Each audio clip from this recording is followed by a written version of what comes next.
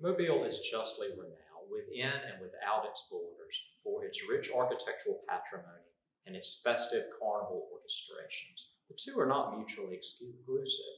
Carnival and architecture intertwine in many ways. When you go back to the roots of Mobile's early history, comments about its architecture, later on its history, its carnival, really define who and what it is. While Mobile's rich architectural patrimony from the 18th century is well documented through maps, such as maps done by French engineers that have beautiful borders decorated with buildings, maps from the Spanish epoch that show the first appearance of galleries, and accounts written by British travelers. The early beginnings of carnival in the 18th century are not known, and they're most likely not to be known.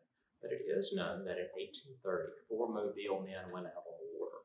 And when 4 Mobile men go out on the water then and now, there's going to be a fifth, and his name was Jack Daniels. They had a good time. And when they got into Mobile's street grid, they visited a hardware store, Partridge Hardware. Underneath the gallery of that hardware store, they gathered cowbells and rakes, enacted the first parade of American Carnival within a short time period. That impromptu celebration, that is a defining characteristic of carnival architecture, is that it is oftentimes ephemeral. This impromptu nature of it, it quickly became very organized. The Cowbellians established the template of American Carnival, a parade done according to a theme with costumes that enforced for everyone to enjoy, followed by an invitation-only ball to members and their guests. The Cowbellians started a template, which is now followed by 80+ mystic societies that have oftentimes a parade, but always a ball for the focus of their celebrations. Carnival has many architectural components. It's not just the parades, they're very architectural, their constructed nature, the themes that inform them. You don't have to be a master to be involved with it. You can be watching a parade from the street or on top of a gallery. Balls themselves, where they happen, in civic buildings, grand hotels, private residences. Carnival spreads throughout Mobile's huge physical landscape. And guess what? It never disappears. Carnival is very much a business. The float barns where floats are made, repaired, the private shops where gowns and things are made. Carnival bleeds its way out through our city. I'm standing behind one of the most famous emblem devices in Mobile Carnival. An emblem is for an organization like someone's initials. It's what they're known for. This is the emblem device of the Order of Myths. It is 3-part in nature. There's 2 figures, 2 buddies. You have a gesture figure named Folly. Folly is chasing his buddy, who is a skeleton named Death. And Folly is always in mustard and maroon leggings, wearing a tutu, chasing his buddy Death with gilded pig bladders. Now this has some sense to it in addition to the humor. It is along this lines. The cares of life are beaten down by a good time. And that's the essence of carnival, having a good time. The central piece of this is a broken column. You can't get more emphatic in terms of architecture and carnival's combination than the emblem device of the Order of Myths. Again, the early beginnings of carnival in the 18th century we know very little about. But by the 1860s, Mobile was known as the Paris of the South, second largest banking center in the Deep South, second largest cotton exporting port in the nation, filthy, stinking rich. By 1868, the founding and the first parade of the Order of Myths, we're filthy, stinking Baroque. The column represents the defeated South, and around it are running these 2 figures, which personify the beauty of carnival. It's a good time, humor, joy. The Order of Myths, like many of the older parading organizations, have drawn upon numerous themes for their parades. One of my favorite themes that they chose was a chronological history of the world in 1881, and it is incredibly architectonic.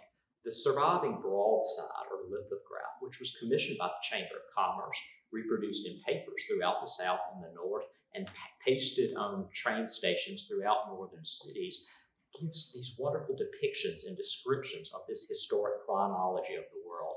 It starts with the expulsion of Adam and Eve from the Garden of Eden. It has the 3 great pyramids of Egypt, Khufu, Khafre, and Menkaure, and all of their splendor. It has a Gothic, almost like a little reliquary, detailed little chapel from the reign of Charlemagne.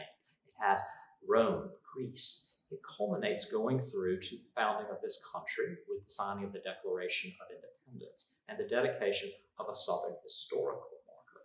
That very same year as the Order of Myths Historic Chronology of the World, the Infant Mystics, the second oldest parading society in Mobile, enacted a parade that was called the Calendar. It is the life of one Mobile man in 1 year. It shows some of our natural cultural landscape in terms of the river delta. It shows a beautiful Gothic revival church, not dissimilar from Trinity Episcopal Church, which was originally located in present-day Tatanti, now out in Dolphin Street. It kind of moved like a parade. It was relocated during the urban renewal era. There's so many things within these two parades and others that are highly architectonic. And it's not just limited to the glories of Western civilization and Mobile history. They looked farther afield to America's Native American inhabitants. There are many references to Asian cultural traditions. This is just the subjects of parades. And you've got some things that never change, like the emblem figures for the Order of Myths with the broken column. But there are things that happen each year that constantly reinvigorate the larger tradition of carnival. Parades are one aspect, balls are a second. Balls have been held in numerous locations throughout Mobile. The famous Temperance Hall, and there was never any temperance observed in the Country Club of Mobile. Our gigantic Civic Center, which is one of the grandest structures of Mobile's third golden age of the mid-20th century period. Our Convention Center. Our Convention Center sits on the site of the Banana Docks, which was up until the 1970s the port where they received more bananas than any other from Central and South America in this country. So you've got that component. There's much more to it. There is the lasting presence of this city's architecture. Mobile is one of the oldest cities in this country. And while we have lost many of our older structures, we have many that remain, and our downtown is constantly being added to. One of the signature components of Mobile's architecture is its love of iron lace, be it wrought iron, cast iron, locally made, or imported. It's a signature component of our history. The great historian and war memoirist, the late Dr. Eugene Bondurant Sledge, said in one of his books, you could walk from Broad Street to the river a mile and not get wet for all of the umbrages, the galleries, the balconies. And Mobile has wonderful galleries that line our parade routes. And people watch from them. They look up at them, enter between floats. It's so much more than that. You can look up from one of these galleries and see the tallest building in the state of Alabama, the tallest building of the Gulf Coast, the RSA Tower. They're permanent buildings that define our architectural traditions. They need not have a long and rich, glorious history as our ironwork, or as prominently visible as the RSA Tower. Ubiquitous butler barns that house where floats are created, or the private residences that people retreat to before and after parades. Carnival bleeds into all of these. Carnival also has a strong historic preservation component to it.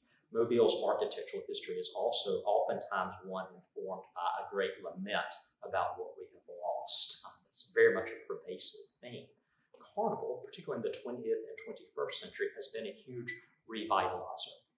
In the late 1940s, the Order of Myths acquired one of the grandest of Mobile's 19th century townhouses, the Bushmore House on St. Anthony Street. This house is now one of less than 40 surviving Mobile side hall wings. This was Mobile's distinctive house type constructed in the 19th century. I liken it to Mobile's equivalent to the single house in Charleston. Everybody knows what those look like. The side gallery, 2 or 3 windows, carriage passageway, service court in the rear. This was Mobile's equivalent. It's a very simple house by definition. Side hall and wing. You've got side hall, rooms to either side. The rooms to one side are double parlors, if you will. Then there's a recessed wing with a service wing beyond that. We once had over 400 within the area of the downtown Hank Aaron Loop. Now less than 40 of them survive in the city. The Order of Myths saved one of its most significant buildings when Tatanti was beginning its several decades-long decline. The Order of Myths established a precedent for that. Within less than a decade, the Strikers Independent Society, the oldest active mystic society, has acquired one of the most distinctive and atmospheric buildings of Mobile's historic 19th century architecture. It's known as the Webb in Texas. And this building has an interesting history. It's located on Claiborne Street. It very much resembles a one-story Charleston single house, but operated very differently. It was built as an office. It was later acquired by the Waring family, who owned the building, that property that fronted it, facing Government Street. And that's where it gets its famous historic name, the Waring, Texas. Texas was a term likable to a Garcian year or bachelor quarters. The Warings put their older sons, who would reach teenage and young adult age, in this building. It became part of a large family compound. Unfortunately, the Grand Waring house was torn down in the late 40s, but the strikers acquired this building, and it is one of the most admired buildings in downtown Mobile. Let's jump forward several decades. The infant mystics, who I mentioned previously in this filming, are in the process of restoring for the second time the Protestant Orphanage Asylum. This is one of the oldest orphanage buildings, so a very old and distinctive, important typology. One of the oldest buildings to survive in the United States. The building was restored. It was just about to be fully operational, and it tragically caught fire. The infant mystics have committed themselves to restoring this building, and it's coming back better than ever. So you can see that it is architecture and preservation that inform so much of Mobile's carnival traditions. They can be lasting in terms of things that are iconic to Mobilians, where they work, worship, and play. They can be things that are just built to last one parade. But even those, a memorable float, can last in the memory of someone for their lifetime. They can impart this to their children or their grandchildren. And it's that lasting experience. I've heard it said by one person they thought they grew up owning a section of sidewalk because they always watched the parades at that location. You've got to think, where do you watch parades? Or if you're a member of an organization that parades, what you experience, and then the ball thereafter. And that's the beauty of Mobile Carnival, is that it has a lot of tradition, and it branches out into so many things, and architecture is definitely a dominant characteristic of